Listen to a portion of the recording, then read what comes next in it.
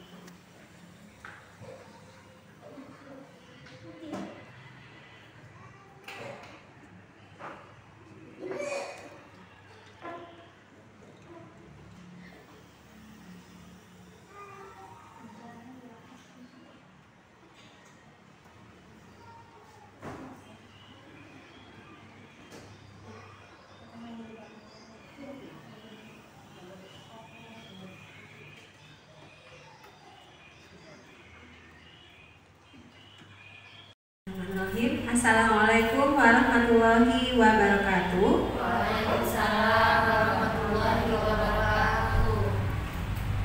Selamat pagi bunda-bunda semuanya. Yang terhormat Ibu Ketua Yayasan Pendidikan Bakti Bangsa, Ibu Dr. Anda Abidah. Yang saya hormati bunda-bunda PAUD Bintang semuanya yang berbahagia. Marilah pertama-tama kita panjatkan puji syukur kehadirat Allah Subhanahu wa Ta'ala, karena atas limpahan rahmat, taufik serta hidayahnya kita dapat berkumpul pada pagi yang cerah ini dalam keadaan sehat walafiat. Salawat serta salam mari kita haturkan kepada junjungan Nabi besar Muhammad Sallallahu Alaihi Wasallam beserta keluarga dan para sahabatnya. Hari ini di acara diseminasi budaya positif pada tanggal 22 Juli 2023 bertempat di PAUD Bintang, Jalan Kiai Haji Wahid Hasyim nomor 13B, Kecamatan Kanigaran, Kota Probolinggo. Sebelum dimulai, marilah kita bersama-sama membaca basmalah agar kegiatan ini dapat berjalan dengan lancar dan sukses. Bismillahirrahmanirrahim. Selanjutnya, sambutan dari Ibu Ketua Yayasan kepada Ibu Dr. Anda Abidah, saya persilahkan.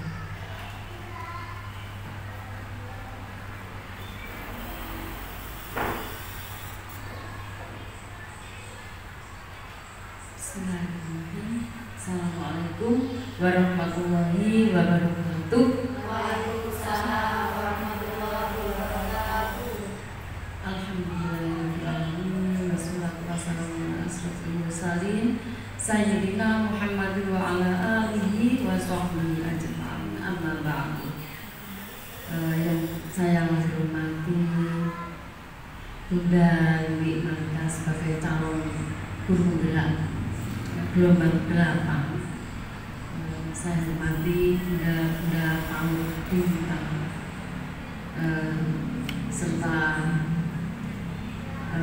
dan yang lain. Marilah kita memanjatkan puji syukur kehadirat Allah Subhanahu wa Ta'ala yang telah melimpahkan rahmat hidayah karunia sehingga pada hari ini kita bisa bertemu dalam acara kegiatan sosialisasi atau diseminasi budaya positif. Sholawat serta salam kita curahkan kepada junjungan kita Nabi Muhammad SAW dengan suri tauladan yang kita sangat mengharapkan kebaikannya dari beliau sampai di akhir nanti. Bapak ibu-ibu yang saya hormati, Bunda Paul yang saya hormati, diseminasi atau sosialisasi budaya positif. Budaya positif ini sangat perlu sekali, sangat penting sekali dilaksanakan di lembaga kita.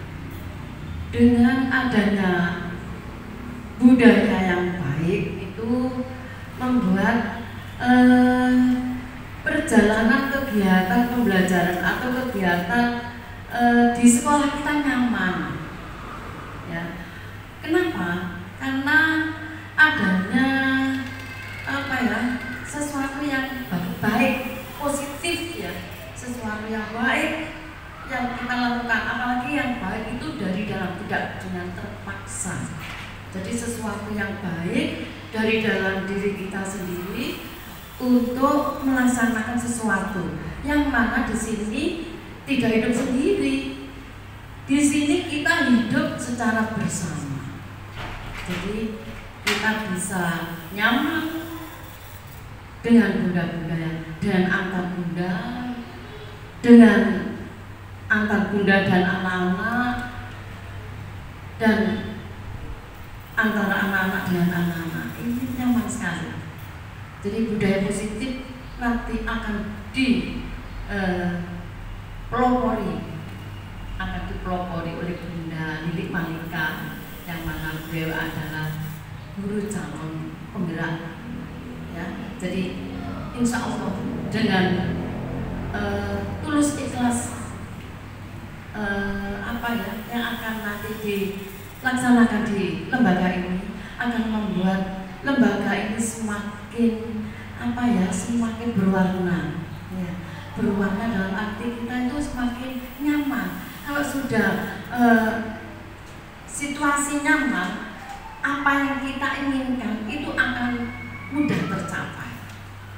Jadi ingat, mudah-mudahan ini nanti bisa menjadi sesuatu yang luar biasa di lembaga ini yang dipelopori oleh Bunda Lilik Malika, sehingga kita cita-cita kita bisa tercapai apa yang kita inginkan.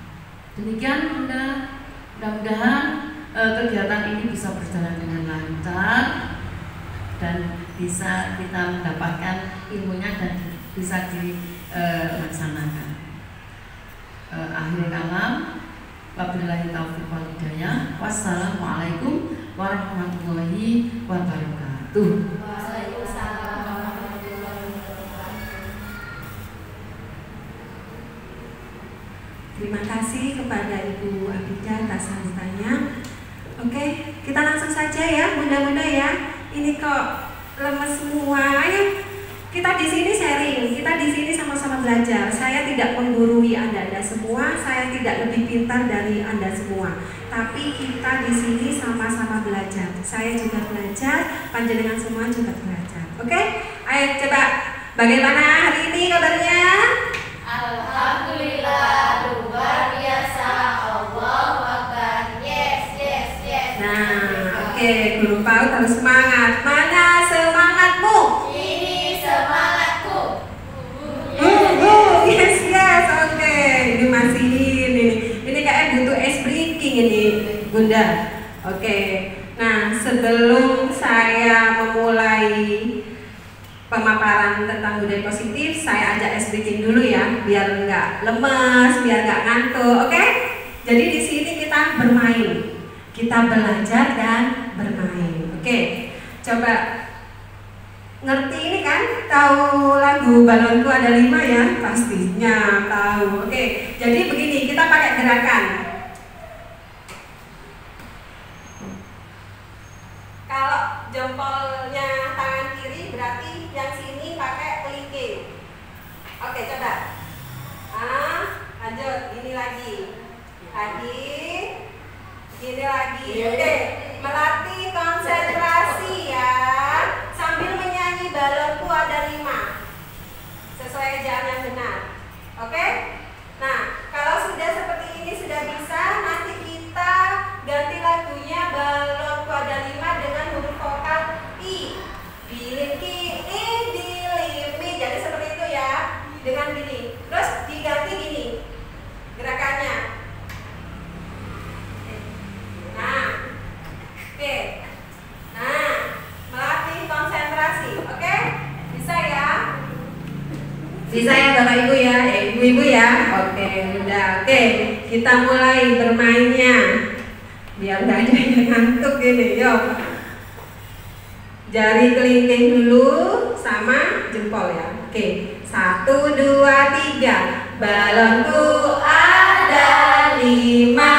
Oke, rupa-rupa warnanya mulai hijau, kuning, kelabu, merah muda dan biru. Meletus balon hijau dor, hatiku sangat kacau. Balonku tinggal 4, ku pegang erat-erat. Ganti gerakan. Bilinki dilimi, ripi-ripi wirninyi, hijau kining kiliri, mirip-mirip dinding diri, militis bilin hijau dir, iris singit kicim, bilin kining impin, kipiking irit-irit. Oke, teman-teman ya. Oke, baik.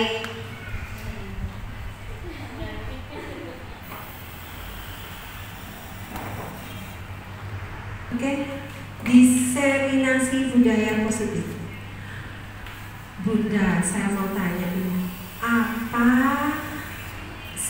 yang Bunda ketahui tentang budaya positif itu? Menurut pendapatnya ada semua apa? Budaya positif. Ya, monggo. Terima kasih. Budaya positif. Kalau dilihat dari arti kata budaya itu hasil budidaya, rasa dari manusia itu. Jadi dari perasaannya. Terus budidaya apapun biasa. Kalau memang secara gampang ya, budaya itu kebiasaan yang dilakukan oleh orang atau oleh orang, individu atau kelompok. Jadi seperti itu. Positif. Jadi budaya positif adalah kebiasaan yang dilakukan oleh seseorang atau banyak orang yang baik-baik. Itu mudahnya seperti itu. Mungkin ada yang lebih lebih rinci, monggo. Terima kasih. Beri tepuk tangan untuk Ibu Abidah. Nah, memang Bu Abidah ini teladan yang baik ya, panutan yang baik untuk kita semua. Oke, budaya positif. Memang benar sekali apa yang telah disampaikan oleh Ibu Abidah. Budaya positif, simpelnya berarti kayak kebiasaan yang baik-baik ya. Kebiasaan yang baik yang dilakukan oleh sekelompok orang atau individu itu sendiri. Baik, next.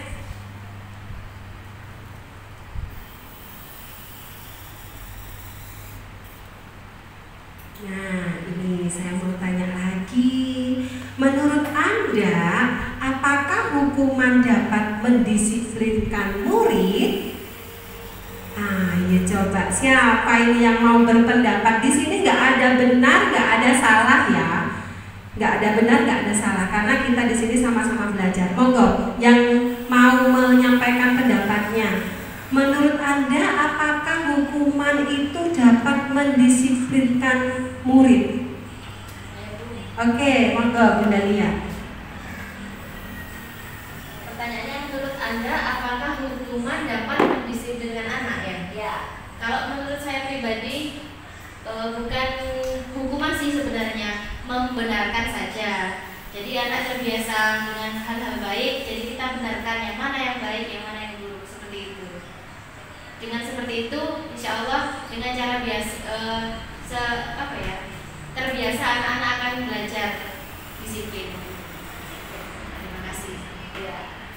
Terima kasih. Monggo, barangkali ada yang berpendapat lain. Oh iya, monggo. Apa tadi pertanyaannya? Apakah hukuman dapat mendisiplinkan anak? Ya, kebiasaan itu bisa dilaksanakan jika ada paksaan. Ya, harus dipaksa. Jadi diawali dari paksa.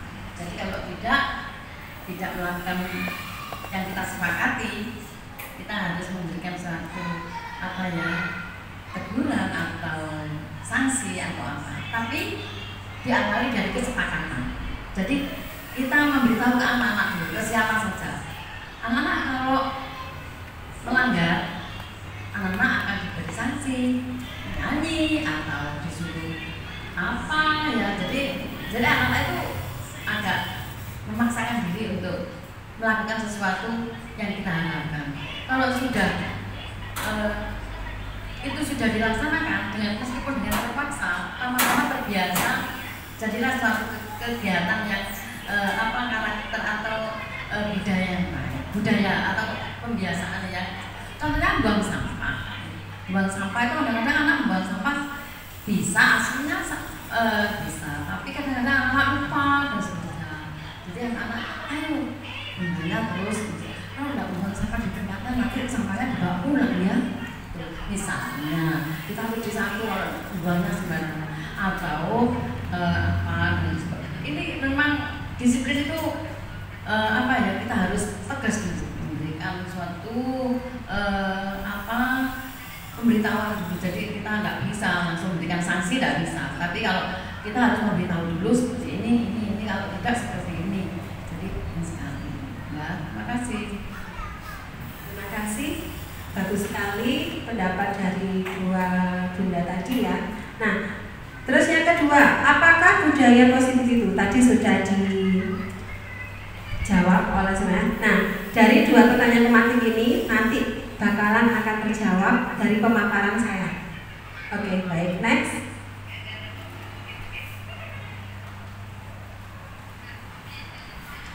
Disiplin positif dan nilai-nilai kebajikan universal. Nah, di sini sebelumnya ada paradigma ya. Next please. Ya, perubahan paradigma teori kontrol. Jadi ada beberapa miskonsepsi. Yang pertama, ilusi bahwa guru itu dapat mengontrol murid. Itu merupakan salah satu miskonsepsi yang selama ini kita pahami ya. Terus yang kedua, ilusi bahwa kritik dan membuat orang merasa bersalah dapat menguatkan karakter. Yang ketiga, ilusi bahwa semua penguatan positif efektif dan bermanfaat. Yang keempat, ilusi bahwa orang dewasa memiliki hak untuk memaksa. Jadi selama ini kita menganggap guru yang bisa mengontrol murid. Guru adalah orang dewasa yang memiliki hak untuk memaksa. Dan biasanya kalau dengan kritikan atau lebih tepatnya ke membuat anak itu merasa bersalah, tertekan. Nah, itu ibaratnya kayak seperti dapat menguatkan karakter mereka. Nah, itu semua ternyata ilusi. Next, miskonsepsi ya, istilahnya miskonsepsi. Jadi, nah di sini bagaimana seseorang bisa berubah dari paradigma stimulus respon kepada pendekatan teori kontrol. Nah, ini. Jadi, dari stimulus respon yang awalnya kita mencoba mengubah orang agar dapat berpandangan sama dengan kita, menurut teori kontrol, dan ini dikembangkan oleh Dr. William Glasser. Jadi teori kontrol ke teori pilihan ya. Jadi bahwasanya itu kita berusaha memahami pandangan orang lain tentang dunia, karena persepsi orang, setiap orang itu berbeda. Nah, yang dulunya kita mencoba mengubah orang agar berpandangan sama dengan kita. Nah, menjadi kalau di teori kontrolnya kita yang berusaha memahami pandangan orang lain, seperti itu. Karena pandangan saya misal terhadap objek A, saya melihat objek ini dari arah kiri misalnya, sedangkan Bunda Ana melihat objek ini dari sisi kanan, pasti berbeda. Pasti berbeda antara pendapat saya dari sisi kiri dengan pendapat Bunda Ana dari sisi kanan. Pasti berbeda karena kita memandang dengan berbeda pula, seperti itu. Yang kedua, perilaku buruk dilihat sebagai suatu kesalahan. Kalau anak berbuat buruk, pasti kamu ini salah, pasti kan? Seperti itu. Sedangkan di teori kontrol, semua perilaku manusia itu memiliki tujuan, memiliki alasan, seperti itu. Nah, selanjutnya, orang lain bisa mengontrol saya. Sebenarnya apa yang terjadi? Nah, untuk menjawab ini, hanya Anda yang bisa mengontrol diri saya. Saya ajak main lagi ya. Mau ya, ajak main lagi ya. Mengenai ini, mengontrol diri. Jadi Bunda berpasangan. Jadi Bunda Ana dengan Bunda Lia, Bunda Mai dengan Bunda Lini, Bu Abida dengan Bunda Soleha. Saling mengepal tangan. Satu aja ya, coba. Anda mengepal tangan, sepakat siapa yang mengepal tangan? Satu aja. Nah, siapa yang mengepal tangan? Satu saja. Oke. Anggap Anda mengepal tangan. Anda memegang barang yang berharga dan penting untuk hidup Anda. Mengepal. Oke. Di sini siapa yang mengepal? Bunda Soleha. Oke, di sini Bunda Mai ya yang mengepal ya. Di sini siapa yang mengepal? Satu saja, Bunda Lia berarti. Anggap Anda sedang mengepal, memegang atau menyimpan barang yang sangat penting untuk hidup Anda, untuk masa depan Anda. Oke. Nah, selanjutnya tugas teman yang sebelahnya, Anda bisa melakukan segala cara. Bagaimana caranya Bunda ini yang mengepal tangan bisa melepas? Apakah dilepas? Apakah tetap dipertahankan sama dia? Terserah caranya, entah itu merayu, memberikan pujian, entah menggelitik, entah memarahi, entah gimana, terserah. Oke, siap ya? Oke, 1, 2, 3. Coba, ini mau dibuka atau enggak ini? Coba, Anda ibaratnya sedang memegang barang yang sangat penting. Coba.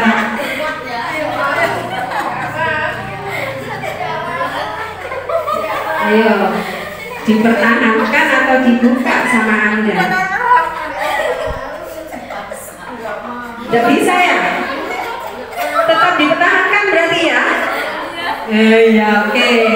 Nah, tepuk tangan. Nanti gantian ya. Oke. Nah, oke. Nah, berarti di sini siapa yang bisa mengontrol diri kita itu sebenarnya? Diri kita sendiri. Nah, pinter, bagus. Diri kita sendiri yang bisa mengontrol, bukan orang lain. Masuk ya ini ya, teori kontrol. Nah, terus selanjutnya, saya bisa mengontrol orang lain di stimulus respon. Teori kontrol, Anda tidak bisa mengontrol orang lain. Tadi nih, seperti tadi, nggak bisa. Oke, pemaksaan ada pada saat bujukan. Teori kontrolnya, kolaborasi dan konsensus menciptakan pilihan baru. Nah, seperti itu. Oke, next.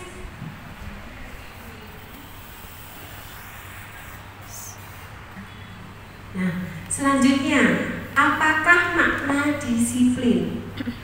Menurut Diane Glasson,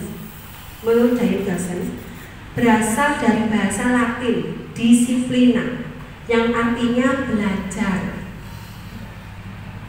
Makna asal dari kata ini berkonotasi dengan disiplin diri dari murid-murid. Disiplin diri membuat orang menggali potensinya yang dimiliki menuju tujuan yang dia impikan. Nah, namun dalam budaya kita biasanya disiplin itu ini ya disangkut pautkan dengan ketidaknyamanan seperti itu kan ya, keterpaksaan biasanya kan seperti itu. Nah, jadi bukan dengan apa yang dari motivasi internal kita, dari diri kita. Nah, tadi sudah disampaikan sama Ibu Abida ya, yang diharapkan kan yang dari dalam diri kita seperti itu.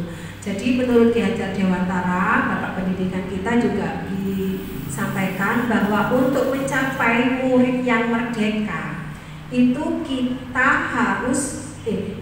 harus memiliki disiplin yang berasal dari diri, dari dalam diri sendiri. Nah, seperti itu. Apabila, jadi di situ ada motivasi internal nanti kita bahas di pemaparan selanjutnya. Nah, kalaupun tidak bisa dari dalam diri, berarti kan kita perlu orang lain untuk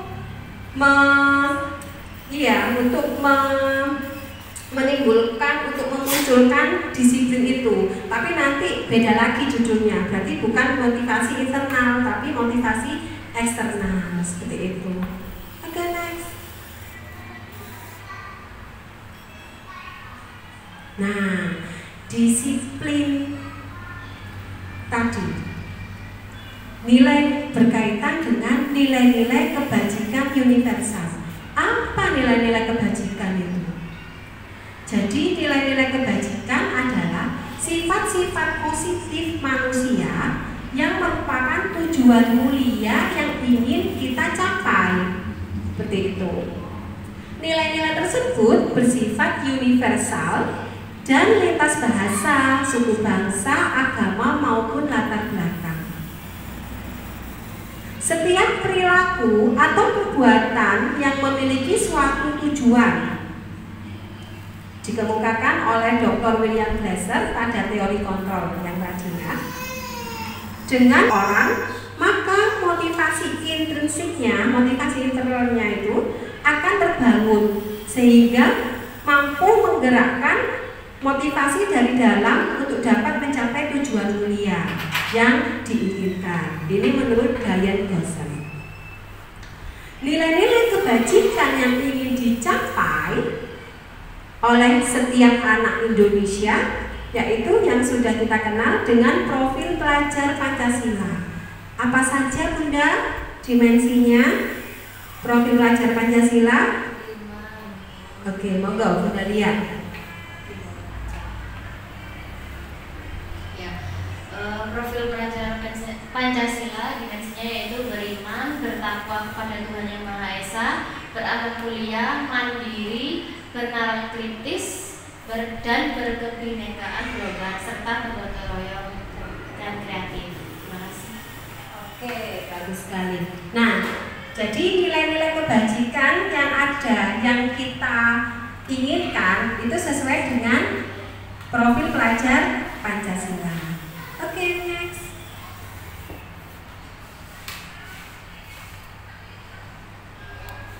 Jadi nilai-nilai kebajikan inilah yang harus dimiliki oleh anak untuk menciptakan disiplin tadi. Teori motivasi. Oke. Teori motivasi perilaku manusia. Nah, tadi sudah disebutkan di teori kontrol tadi ya, bahwa setiap manusia berperilaku pasti ada alasannya. Nah, berkaitan dengan ini, ada dua motivasi perilaku manusia. Yang pertama motivasi eksternal, dan yang kedua motivasi internal. Motivasi eksternal terdiri dari untuk menghindari ketidaknyamanan atau hukuman. Biasanya murid kalau sudah ngerti, oh aku akan melakukan itu. Kalau aku tidak membuang sampah di tempat sampah, pasti aku akan mendapat hukuman. Pasti aku akan begini. Pasti aku akan mendapat hukuman seperti ini. Nah, itu berarti untuk menghindari ketidaknyamanan atau hukuman. Nah, selanjutnya untuk mendapatkan imbalan atau penghargaan dari orang lain. Biasanya ini lebih ke ketergantungan ya. Jadi ya, kalau ada guru memberikan reward, kamu tak kasih permen kalau bisa menggambar dengan bagus. Pasti anak itu kan ketergantungan nanti sama gurunya. Oh iya, aku mau dapat permen, aku mau gambar yang bagus. Kamu nanti dapat apa ya? Bintang 4 kalau kamu nurut sama bunda. Nah, berarti di sini perilakunya mereka berdasarkan apa? Imbalan, pengen dapat imbalan, pengen dapat penghargaan. Nah, itu di situ motivasi eksternal. Nah, yang diharapkan dalam budaya positif ini adalah motivasi internal. Seperti itu. Jadi, untuk menjadi orang yang mereka inginkan dan menghargai diri sendiri dengan nilai-nilai yang mereka percaya. Jadi nilai-nilai kebajikan yang sebelumnya tadi. Ya. Nah, jadi mereka berperilaku karena atas kesadaran dalam diri mereka sendiri, bukan karena orang lain, bukan dari luar. Nah, itu yang diharapkan untuk murid yang merdeka. Jadi berasal dari kesadaran diri sendiri. Jadi kalau misalnya anak kalau sudah mengetahui nilai yang mereka hargai, oh ya, aku memiliki nilai saling menghormati misalnya, saling menghargai. Mereka pasti akan berperilaku seterusnya dalam jangka waktu panjang untuk menerapkan nilai tersebut. Jadi aku memang baik sama orang bukan karena dapat permen, bukan karena takut dapat hukuman, tidak. Tapi karena mereka memang meyakini aku punya nilai saling menghormati. Makanya aku harus memang berbuat baik untuk seterusnya. Seperti itu. Oke, next.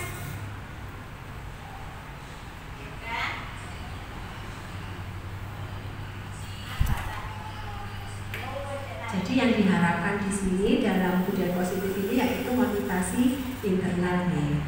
Nah, dihukum oleh penghargaan. Bahwa sama ini ya, penghargaan berlaku sama dengan hukuman. Dalam arti meminta atau membujuk seseorang untuk melakukan sesuatu demi memenuhi suatu tujuan tertentu dari orang yang meminta atau membujuk.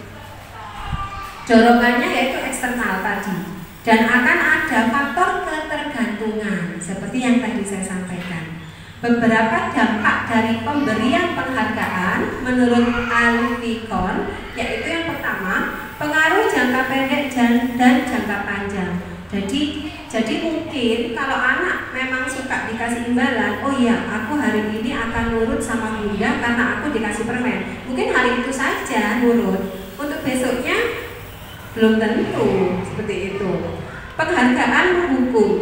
Jadi kalau misalnya, oh iya aku nurut sama bunda dikasih permen, dan suatu hari misalnya anak itu tidak nurut, pasti mereka menganggapnya, oh iya aku tidak nurut, aku nggak nurut ya, aku nggak dapat permen. Jadi merasa dihukum kan, seperti itu.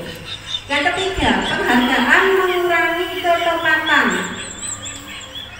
Murid yang melaksanakan kegiatan dengan tulus berdasarkan motivasi internal dalam dirinya sendiri dibandingkan dengan motivasi eksternal karena penghargaan atau dapat imbalan itu berbeda. Biasanya yang dapat imbalan itu kurang tepat. Oh, aku dapat permen. Jadi apa ya, ibaratnya ada kecerobohan gitu kan. Aku dapat permen aja, gak apa wis, gampang ini, nah kan gitu. Lain dengan yang memiliki motivasi internal tadi. Oh iya, aku memang bersungguh-sungguh di sini. Pasti beda seperti itu. Selanjutnya, penghargaan tidak efektif, sama ya kayak tadi ya. Penghargaan merusak hubungan. Pasti ada kecemburuan sosial di antara murid. Murid ini sering dikasih permen sama bunda, sedangkan yang ini tidak. Pasti yang ini iri kan, seperti itu. Jadi bisa merusak hubungan. Penghargaan menurunkan kualitas, sama dengan mengurangi ketepatan tadi ya, hampir sama seperti itu. Penghargaan mematikan kreativitas, hampir sama. Oke.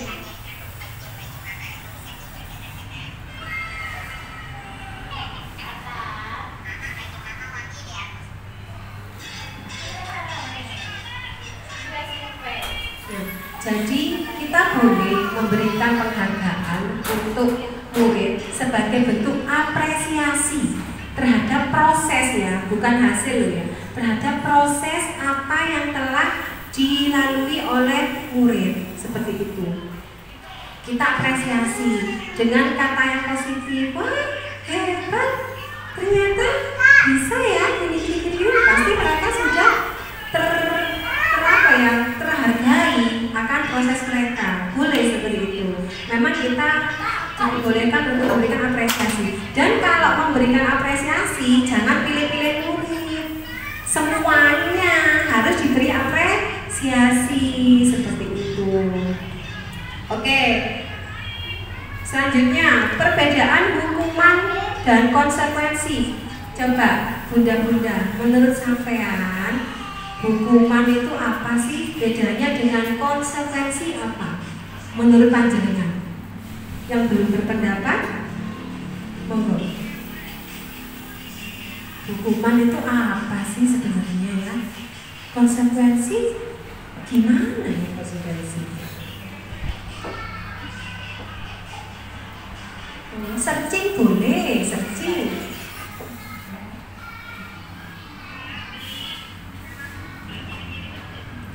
Ya, Bunda lihat siapa?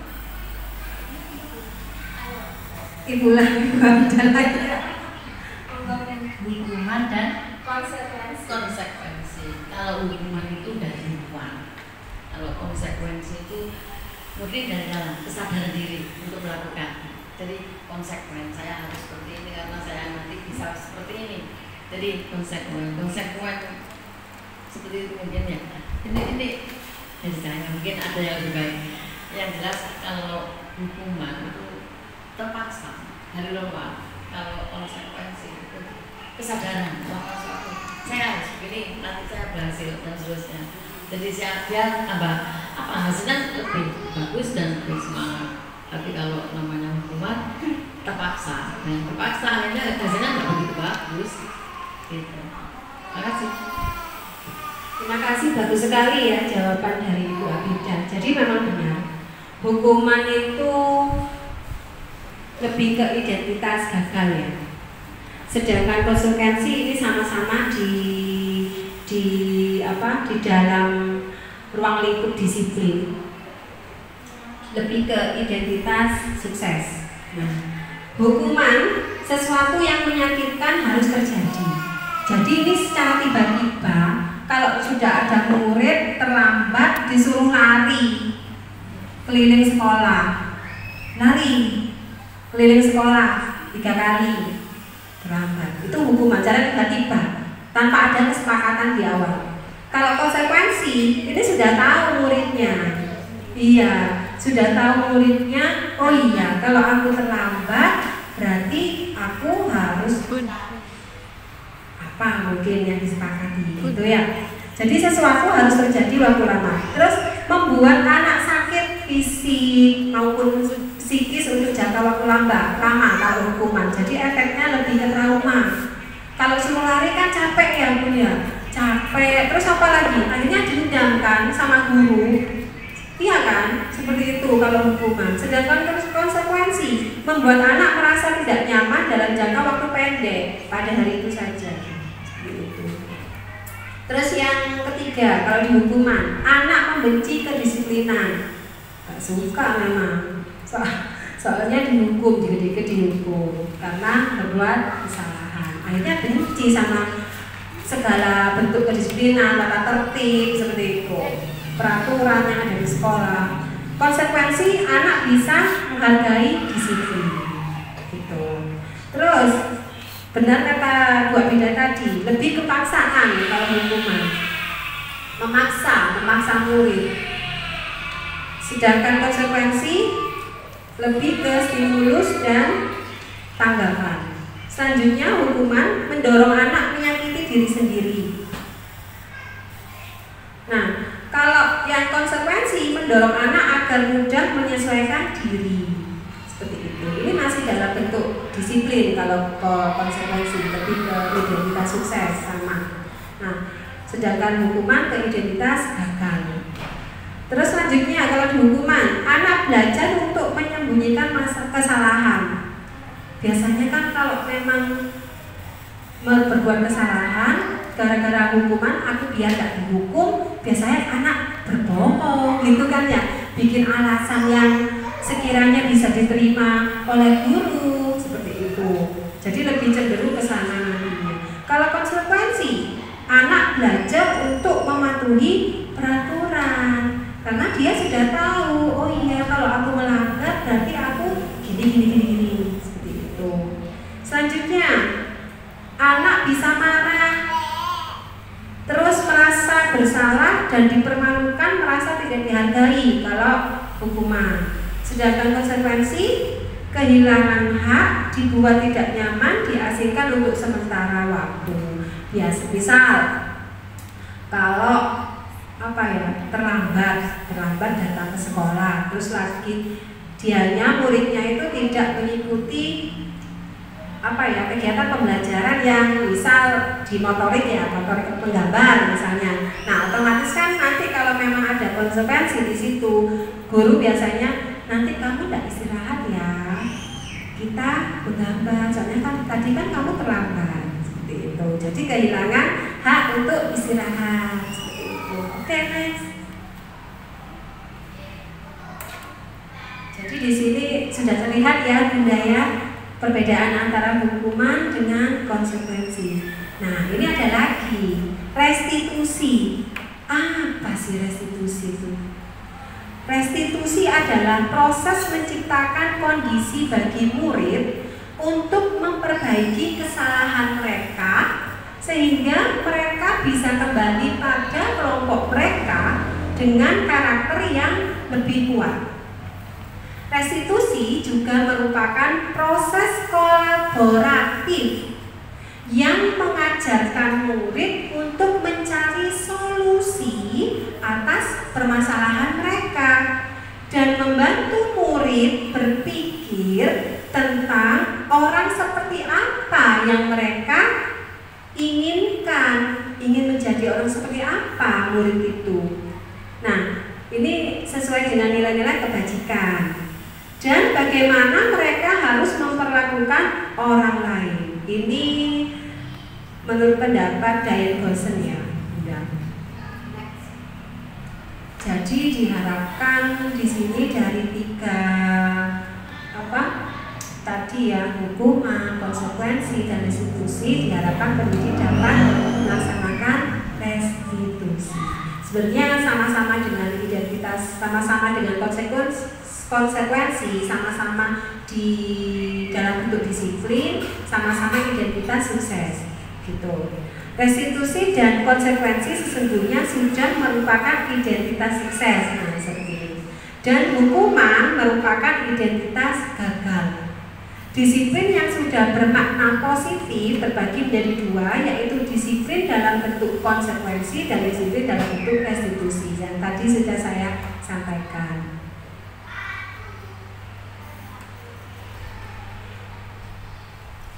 Jadi di sini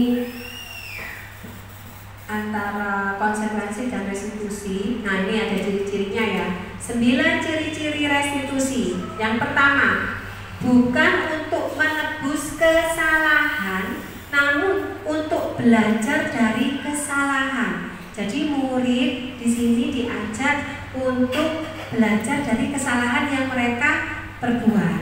Seperti itu. Yang kedua, restitusi ini memperbaiki hubungan. Jadi antara si pembuat masalah dengan si yang disalahi. Misal ada dua murid bertengkar rebutan krayon. Si A ini lupa nggak bawa krayon, pinjam sama si B tanpa izin, tiba-tiba langsung diambil. Nah, ini kan ada permasalahan, akhirnya mereka bertengkar di dalam kelas. Nah, kalau kita menerapkan restitusi, ini nantinya nanti ada ya Bunda ya di pemaparan saya selanjutnya. Jadi ada penerapan sertifikat restitusi. Jadi nanti bisa memperbaiki hubungan, solusi nanti yang diambil ini bisa memperbaiki hubungan antara dua anak ini. Seperti itu contohnya. Tawaran bukan paksaan. Jadi mereka yang nanti mencari solusi sendiri. Restitusi menuntun anak melihat ke dalam dirinya. Karena apa? Karena dasarnya restitusi itu tadi memiliki nilai-nilai kebajikan yang mereka anut, yang mereka percayai. Restitusi mencari kebutuhan dasar yang mendasari tindakan. Kenapa murid melakukan kesalahan? Pasti ada alasannya, pasti ada kebutuhan yang mereka ingin penuhi, seperti itu. Nanti di pemaparan selanjutnya. Restitusi diri adalah cara yang paling baik. Restitusi fokus pada karakter, bukan tindakan. Restitusi fokus pada solusi atas permasalahan yang dibuat. Restitusi mengembalikan murid yang berbuat salah pada kelompoknya. Jadi akhirnya mereka bisa kembali lagi pada kelompok awal. Oke.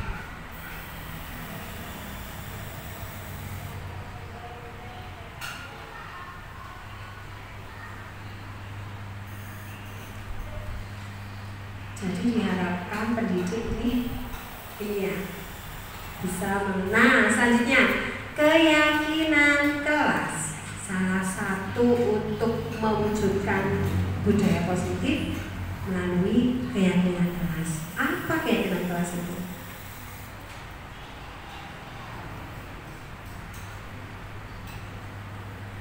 Nih, saya beri pertanyaan pemantik lagi. Mengapa tidak peraturan saja? Mengapa kok harus keyakinan kelas? Ada yang bisa berpendapat? Mungkin benar ya berpendapat? Kenapa kok tidak peraturan saja, peraturan kelas? Kenapa kok harus keyakinan kelas? Oke, next. Keyakinan kelas itu contohnya apa ya? Iya, ini. Oke, nah di sini peraturan selalu kembalikan buku ke tempatnya, misalnya. Jadi kalau peraturan kelas itu biasanya lebih cenderung dibuat oleh guru ya, peraturan. Terus lebih ke apa ya? Satu arah guru saja, peraturan kelas. Kita kalau masuk SD dulu ya, Lalu masuk SD siswa baru, pasti kan sudah terpasang peraturan kelas 1, 2, 3, 4 dan seterusnya. Itu siapa yang membuat? Sekolah, guru. Murid dilibatkan nggak bikin peraturan itu?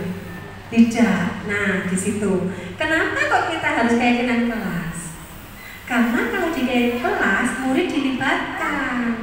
Jadi antara guru dengan murid sama-sama membuat keyakinan kelas. Keyakinan kelas sendiri seperti kayak kesepakatan kelas.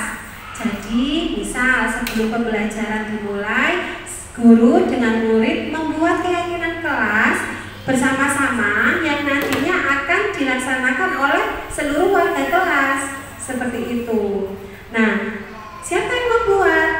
Ya guru dengan murid yang ada dalam kelas itu. Nah, begitu juga dengan keyakinan sekolah misalnya, berarti seluruh warga sekolah berdasarkan nilai-nilai kebajikan sesuai profil pelajar Pancasila. Seperti itu ya. Nah, misal kalau di peraturan itu selalu kembalikan buku ke tempatnya. Kalau di keyakinan kelas itu lebih ke nilai tanggung jawab. Seperti itu. Terus dilarang mengganggu orang lain. Keyakinan kelas, menghormati orang lain, saling menghormati. Nah, ini sudah disepakati oleh guru dan murid. Jadi nilai-nilai kebajikan apa yang mereka yakini dan akan mereka lakukan di dalam kelas. Seperti itu. Hadir di sekolah 15 menit sebelum pembelajaran dimulai. Itu peraturan. Kayak ini ya, kalau dari kalimatnya baku ya, apa ya, kaku ya ini. Kaku, terlalu kaku. Kalau keyakinan kelas, menghormati orang lain, berkomitmen, bisa. Peraturan dilarang melakukan kekerasan.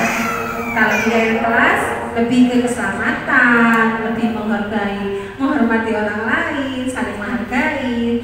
Peraturan bergantian atau menunggu giliran. Nah, kalau di keyakinan kelas biasanya sabar ya, sabar. Oke, next.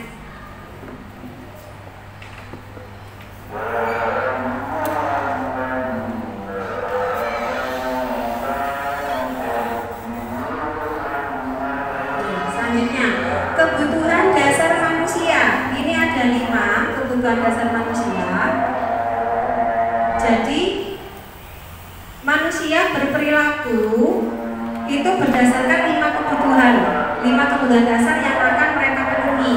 Jadi yang pertama survival, kebutuhan bertahan hidup, untuk bertahan hidup. Ini lebih ke misalnya lapar. Kalau lapar berarti harus makan, haus berarti minum. Nah, terus belonging ini perasaan kasih sayang ya, rasa kasih sayang dan diterima. Jadi saya sendiri suka kan, karena tidak semua kan pengen kan merasa diterima di lingkungan, apalagi di lingkungan yang baru. Terus yang ketiga, power, penguasaan. Ada kebutuhan berdasarkan penguasaan. Misalnya, saya mampu menggambar, saya mampu mewarnai, itu penguasaan. Biasanya kalau murid seperti ini menunjukkan, ini loh bunda, aku memang benar-benar bisa menggambar. Nah, itu berarti kebutuhan power. Terus freedom ini kebebasan. Biasanya murid itu senang bebas ya. Bebas dengan artian kalau di sini itu misalnya dia memang suka apa? Biasanya murid suka diberikan beberapa pilihan kegiatan yang memang mereka sukai. Jadi mereka bebas memilih seperti itu, memilih kegiatan yang mereka suka. Fun ini kesenangan. Biasanya ada murid yang iseng, suka usil, mengganggu temennya. Dia merasa senang kalau melihat temennya itu menangis. Nah, itu berarti kebutuhan kesenangan. Nah, ini pinter-pinternya guru berarti harus mengetahui 5 kebutuhan dasar ini. Oh, anak ini seperti ini. Oh, berarti dia memang butuh ini. Misal dia caper, kan kadang ada ya murid yang suka caper. Berarti butuh apa itu, Bun? Kebutuhan apa kalau caper itu? Ini ya, kebutuhan kasih sayang dan diterima seperti itu. Oke, guys.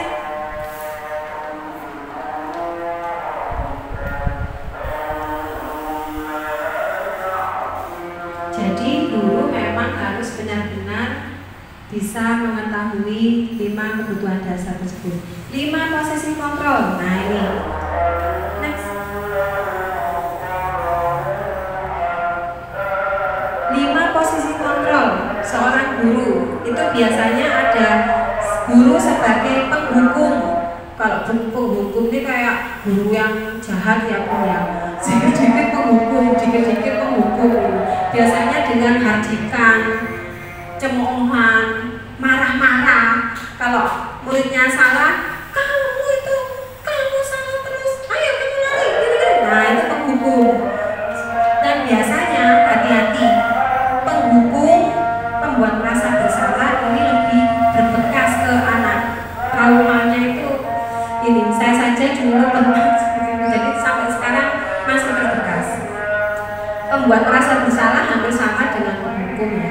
Cuma kalau di sini lebih guru itu lebih mengutarakan kecewaannya. Bunda kecewa sama kamu. Kamu kok gini ya? Tuh, jadi dari perkataan seperti itu otomatis kan anak merasa bersalah ya. Maaf ya Bunda gitu. Nah, terus teman sebagai teman biasanya Bunda PAUD ini, Bunda guru-guru. Kita menganggap anak sebagai teman. Lebih ke bergurau kan. Jangan gitu kok. Ayo sini ke Bunda, jangan gitu ya. Lain kali jangan gitu ya. Nah, itu lebih ke teman. Terus pemantau. Kalau pemantau ini lebih ke menerapkan konsekuensi. Jadi pemantau ini guru itu ngomong, guru itu melihat berdasarkan data-data yang sudah ada. Kalau melihat murid keliru, misalnya di sini ada peraturan harus memakai sepatu warna hitam semua, ada yang warna putih, padahal karena terburu-buru dianya berangkatnya. Nah itu biasanya kalau guru pemantau itu, kalau ada anak yang melanggar tata tertib, misalnya nggak seragam, artinya berarti harus siap murid mendapatkan konsekuensi seperti itu. Nah manajer. Posisi kontrol manajer inilah yang diharapkan dalam pelaksanaan budaya positif. Apa manajer itu? Jadi guru, posisi guru yang menerapkan, yang bisa menerapkan restitusi yang tadi, mencari solusi bersama, mendorong motivasi internal dari dalam diri murid atas permasalahan yang mereka lakukan seperti itu. Next.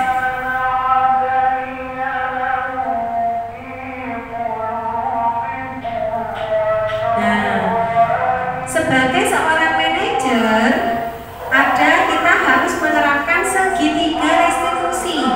Yang pertama, menstabilkan identitas. Yang kedua, validasi tindakan yang salah. Dan yang ketiga, menanyakan keyakinan. Next.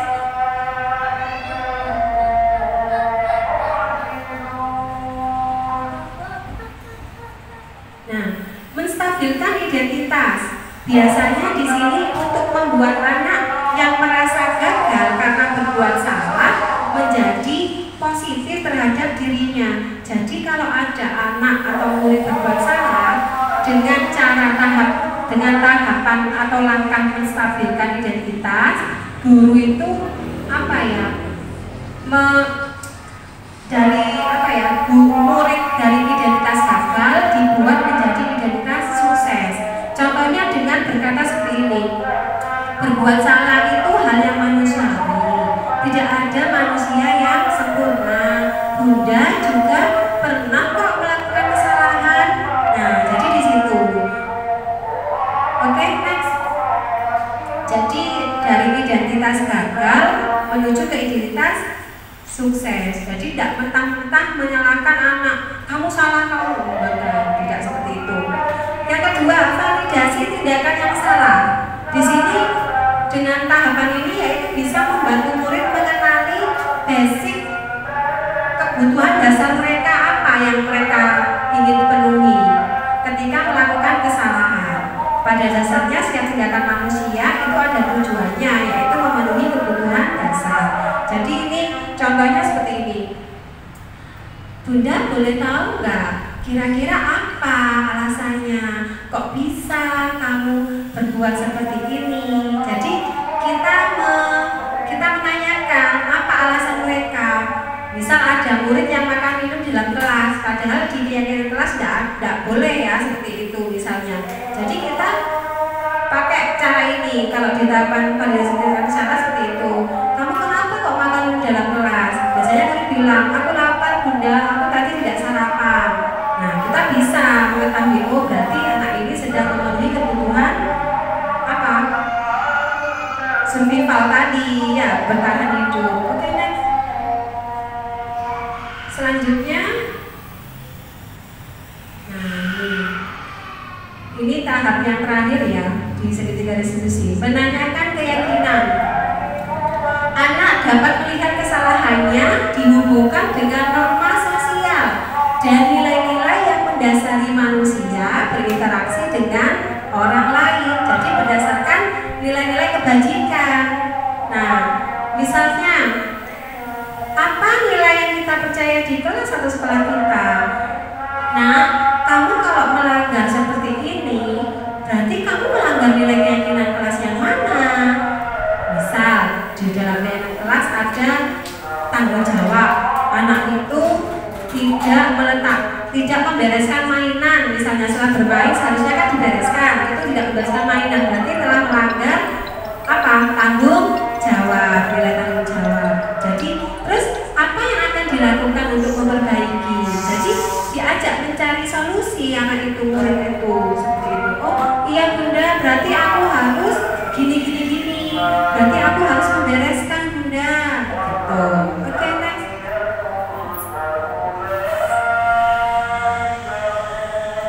Nah, ini ada skenario kasus saya ya. Jadi di sini ada murid meletakkan sepatu berantakan, nggak diletakkan di rak sepatu. Biasanya banyak murid seperti itu. Ini video saya tentang penerapan posisi guru sebagai manajer dan menerapkan langkah segitiga restitusi.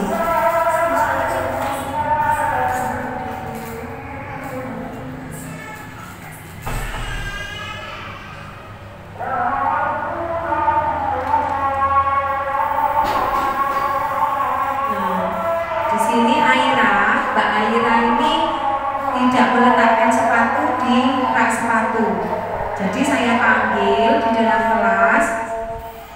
Nah, saya tanyakan.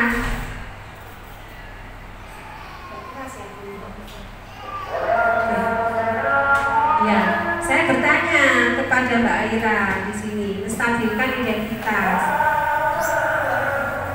Ternyata Mbak Aira di situ mengakui kesalahannya kalau dia memang terburu-buru dan tidak meletakkan sepatu di rak sepatu. Akhirnya saya bilang, oh ya nggak apa-apa Ira, memang manusia ini tidak ada yang sempurna, boleh saja pernah melakukan kesalahan kayak Aira. Terus selanjutnya ini ya, menstabilkan identitas. Oke, validasi tindakan yang salah. Kalau validasi tindakan salah ini saya bertanya kepada Mbak Ira, Mbak Ira, kira-kira bunda boleh tahu nggak kenapa Mbak Ira berbuat seperti itu? Ternyata Mbak Ira ini menjawab, dia terburu-buru karena tadi berangkat ke sekolahnya terlambat.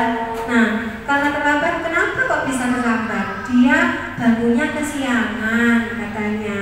Malamnya itu masih diajak main sama Gilara, sama adiknya. Makanya dia bangunnya kesiangan dan terlambat ke sekolah seperti itu. Nah, selanjutnya menanyakan keyakinan. Nah, saya bersama murid sudah membuat keyakinan kelas bersama dan salah satunya Mbak Aira menyebutkan kalau dia telah melanggar nilai keyakinan, tanggung jawab dan disiplin. Nah, dia datang. Nah, di sini saya juga menanyakan kepada Mbak Aira, apa yang akan dilakukan Mbak Aira untuk memperbaiki kesalahan ini? Dan hebatnya Mbak Aira ini bisa mencari solusi, menemukan solusi atas permasalahannya sendiri. Ya bunda, berarti aku akan tidur lebih awal. Aku mungkin mainnya sama adik nggak malam bunda.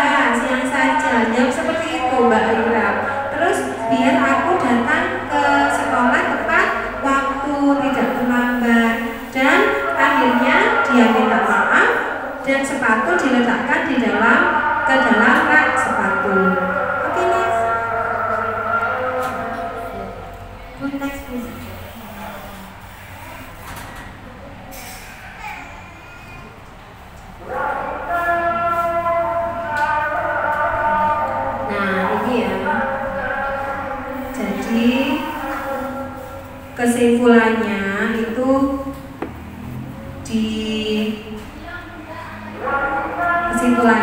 diharapkan seorang pendidik, seorang guru bisa menjadi posisi kontrol seorang manajer dan menerapkan segitiga restitusi. Diharapkan seperti itu. Nah, di sini ada refleksi ya Bunda. Di sini ada 4 pertanyaan. Monggo nanti jenengan tulis, nanti dikumpulkan ke saya. Hal baru apa yang mengubah paradigma saya yang saya dapatkan? Jadi apa ya? Hal baru apa yang mengubah paradigma Anda setelah mendengar pemaparan dari saya ini? Terus yang kedua, perasaan apa yang muncul selama mengikuti diseminasi ini, khususnya mengenai makna disiplin dan motivasi intrinsik tadi. Nah, terus yang ketiga, peran guru seperti apa yang Anda telah lakukan sebelum Anda mengikuti diseminasi ini? Di posisi kontrol tadi kan ada 5. Sebelum mengikuti diseminasi ini, kontrol apa yang Anda telah lakukan? Nanti sama tulis ya Bun ya. Yang keempat, saya akan menjadi guru yang seperti apa setelah mengikuti. Nah, setelah mengikuti diseminasi ini, Anda pengen jadi guru yang seperti apa setelah mendengar pemaparan tadi? Oke, baik, terima kasih ibu-ibu, bunda-bunda semua, terutama kepada Ibu Ketua Yayasan, Ibu Abida. Terima kasih banyak karena telah memberikan kesempatan kepada saya untuk sharing, untuk sama-sama berbagi ilmu, sama-sama belajar di sini tentang budaya positif. Diharapkan nantinya ilmu ini bisa berkah ya, bisa bermanfaat dan dapat diterapkan oleh kita semua di lingkungan PAUD Bintang untuk mencapai visi sekolah impian kita seperti itu. Terima kasih, kurang lebihnya mohon maaf. Wassalamualaikum warahmatullahi wabarakatuh.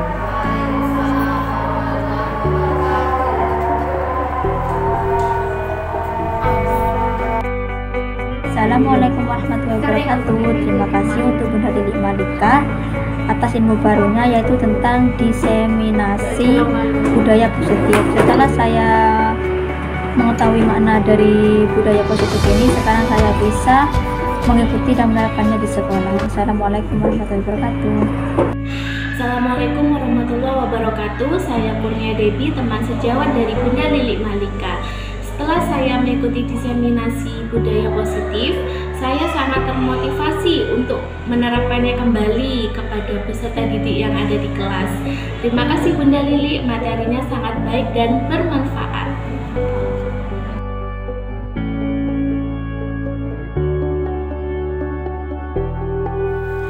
Demikian video aksi nyata budaya positif dari saya. Tidak lupa saya mengucapkan banyak terima kasih kepada semua pihak yang telah mendukung. Dan terima kasih pula telah menonton video ini. Jangan lupa like, share, dan subscribe. Tetap semangat. Wassalamualaikum warahmatullahi wabarakatuh.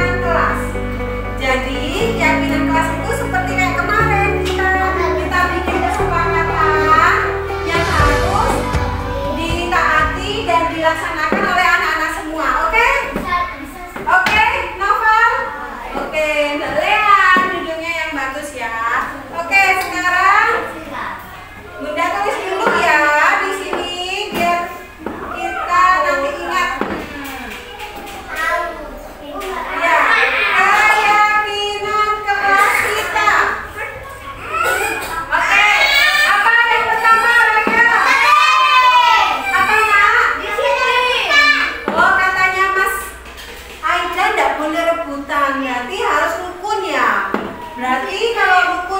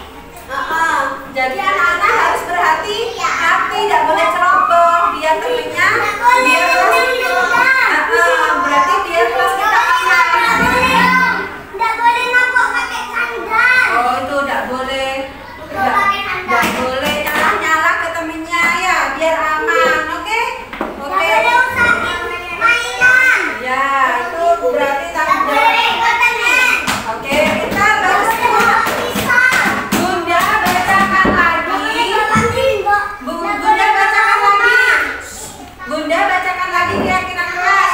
1, ayo bilang ya. Mas, bilang ya, tirukan Bunda. Oke. Keyakinan kelas.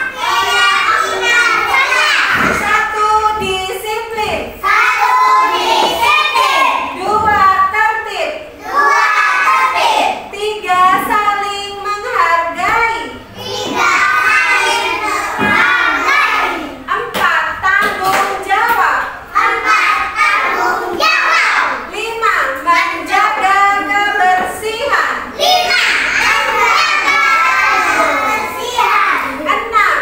aman. 6, aman. Oke, nah, terima kasih anak-anak. Anak-anak semuanya anak hebat, sudah bisa membuat keyakinan kelas.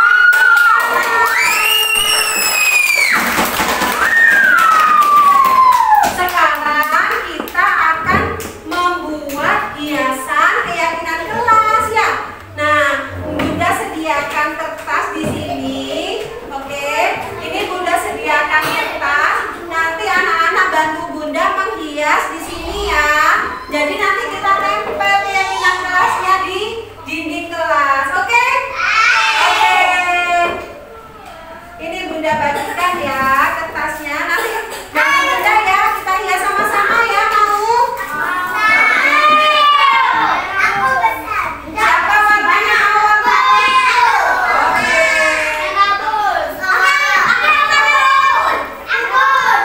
Warna ini siapa? Oke, Bunda lihat ya, dan enggak merah ya. Siapa mau kuning?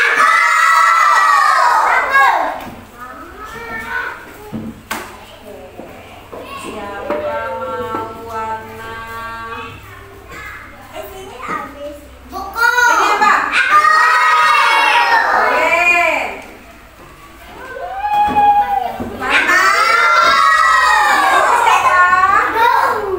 Oke. Oke. Sudah stop lah.